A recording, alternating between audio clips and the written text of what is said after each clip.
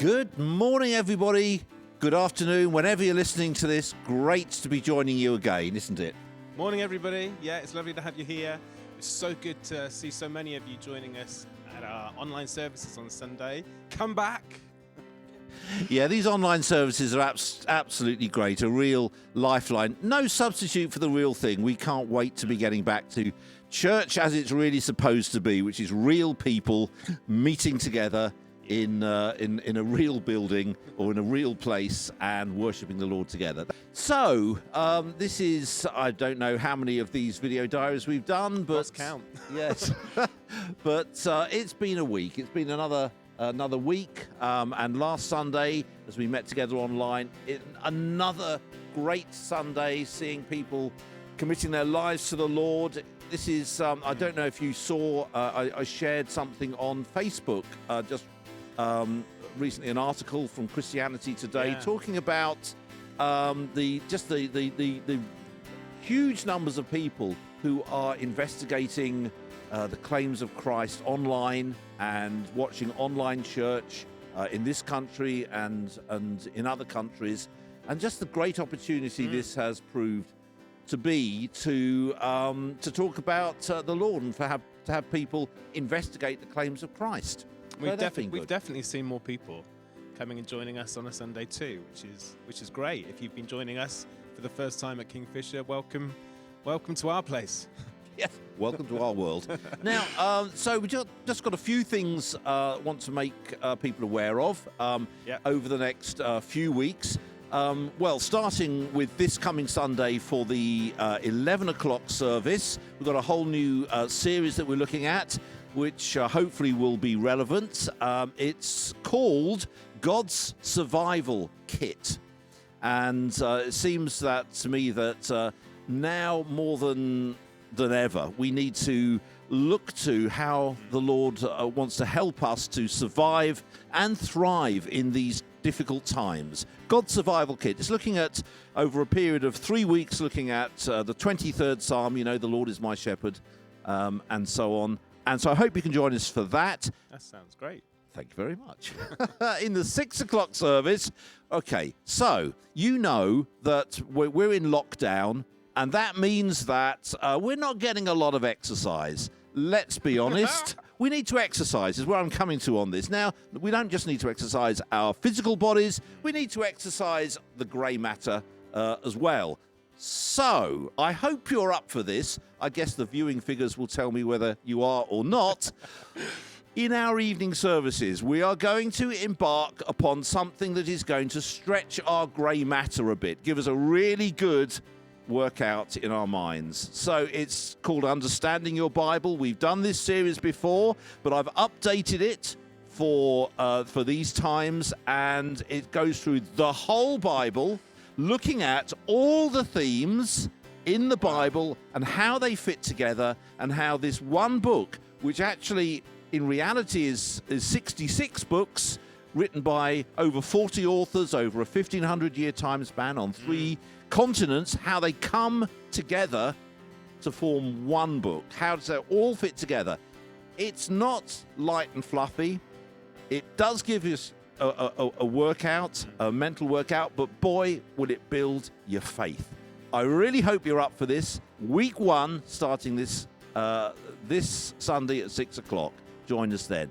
But in between all of that, there is a 10 o'clock service. What are you doing, Ollie? Well, firstly, that sounds amazing. I'm looking forward to that. Yes, 10 o'clock. We have been doing a gospel presentation over the last 3 weeks, it will be. Really looking at what God has done for us. And we've been looking at what he's done in terms of the death of Jesus, what he's done in terms of the resurrection of Jesus. And this final week on Sunday morning, we're going to be looking at what he has done for us when it comes to his future plans. So that is well worth tuning in for. I hope it's going to be really exciting for you. It is. It's going to be great. What's happening after the 10 o'clock service? So if you're part of Kingfisher Trebworth and you've had the 10 o'clock service, what I've noticed is that as soon as the online service finishes, suddenly that's it. It's like the church is gone. So what we're doing this week, we're going to try it out, see if it's useful for anybody, is we're going to be opening up a Zoom meeting straight after the 10 o'clock service.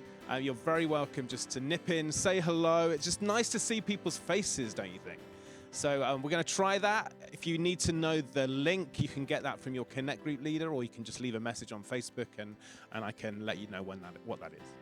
So nip in, say hello, drop your pearls of wisdom, and then make sure you come back to the 11 o'clock service. Yes. I've got just a couple of other things to say.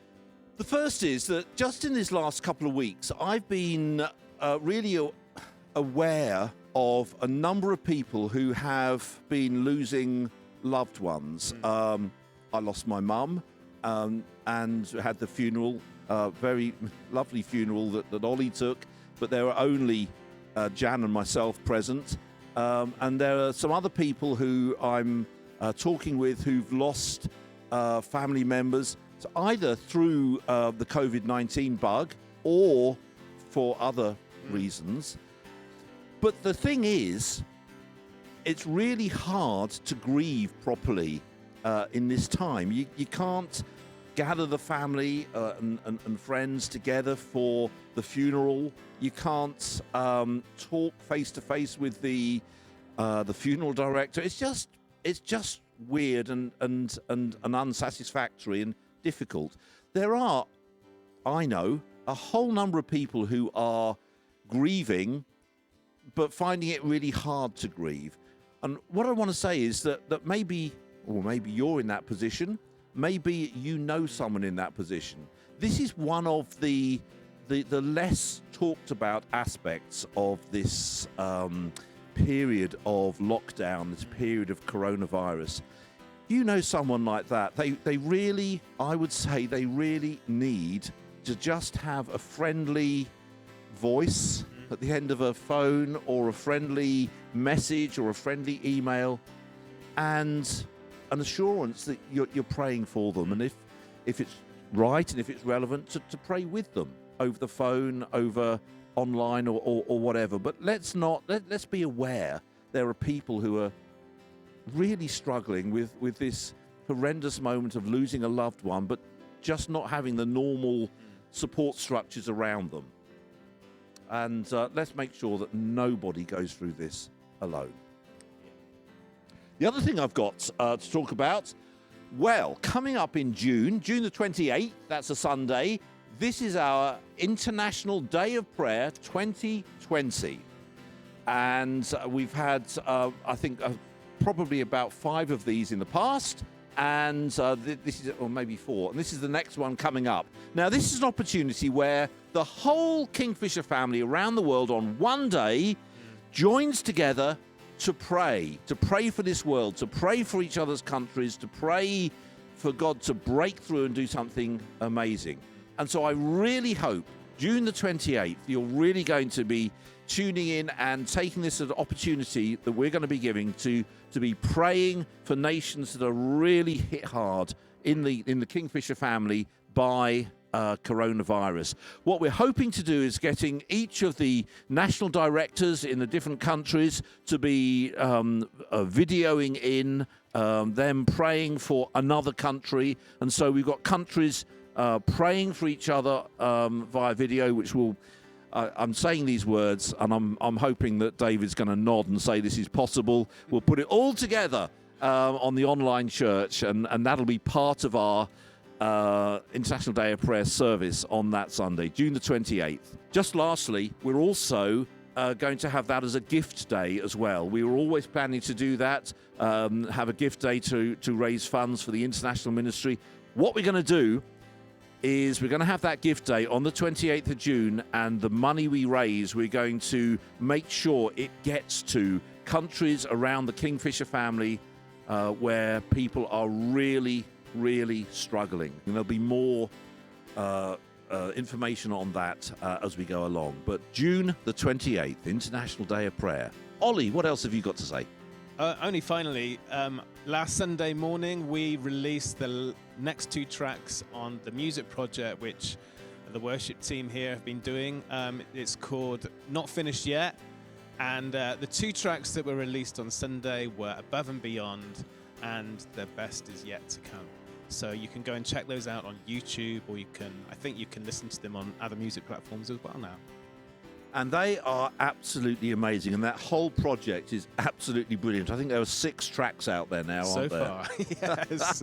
We'll keep them coming, 2 a month. Yeah, so that's just a brilliant addition. And I don't know about you, but I so enjoyed the worship this last Sunday Yes, on online thank you, church. team. Thank you, team. Thank you, David, for making that actually possible. It was amazing. It was great to have so many people participating. And as that song title says, the best is yet to come. Amen. So can't wait for this Sunday. Look forward to joining you on Sunday. And have a great week, everyone. See you soon.